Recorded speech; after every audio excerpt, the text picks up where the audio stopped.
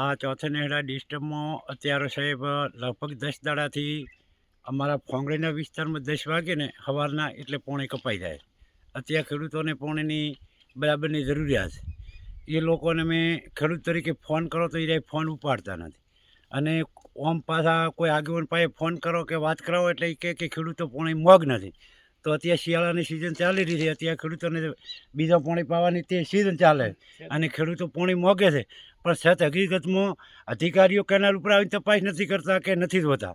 આ અમારે જે કૂવો હરભાઈનામાં આવેલો છે આની અંદર રોજને 2-4 પોડ આવે તણાઈ અને એ રોજ અમે ખેડૂત તરીકે બધાય બહાર કાઢો અહીંથી કરીને ચોથા નેહડા સુધી દરેક પોણી પીએ અને આ પોણી પીવાથી રોગ થાય છે અને એનો જવાબદાર કોણ?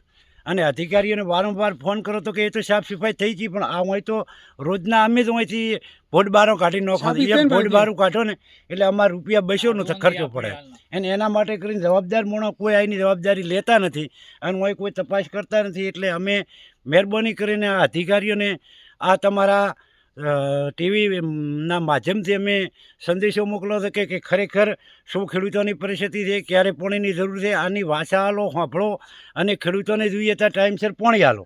અને જે આ કેનાલમાં સાફ સફાઈ કરવાની છે આ કોઈ લોકોને મળીને તપાસ કરીને આ સાફ સફાઈ કરાવો. નકામ હોયથી જો આ રોગચાળો ફાટી નીકળ્યો તો પાણી બધા ખેડૂતો પીએ છે અને ખરેખર આ મહાન પાપ કહેવાય. કારણ કે ભોડ પડ્યા હોય, મોય ગાયો પડી હોય, રોજ પડ્યા હોય, આ 15 દાડાથી હોય કોવરાઈને આગળ પોણી જાય અને બધા ખેડૂતો પીએ છે. એટલે આના માટે જવાબદાર અધિકારીઓને અમે કહેવા માગો છો કે આને તમે આવીને તાત્કાલિક સાફ સફાઈ કરાવો.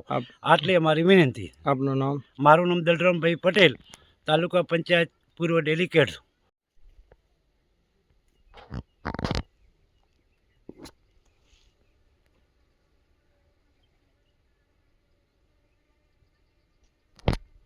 અમારી વિનંતી એટલી છે કે ભોડ રોજ અને ગાયન બધું આવે છે, પોણી સાથે આવે છે, કોઈ કાઢતું છે નહીં. અમે કાઢો કોઈ કાઢવા આવતું નથી. ઓમ કે અધિકારીઓ કહે છે કે અમે મોકલો હા કાઢવા, કોઈ આવતું નથી અમારે અહીંયા. તો હવે એનું કરવું શું અમારે? બોલો, અમારી કાઢવાની વિનંતી આટલી છે. આપનું નામ? મારું નામ મોબાભાઈ.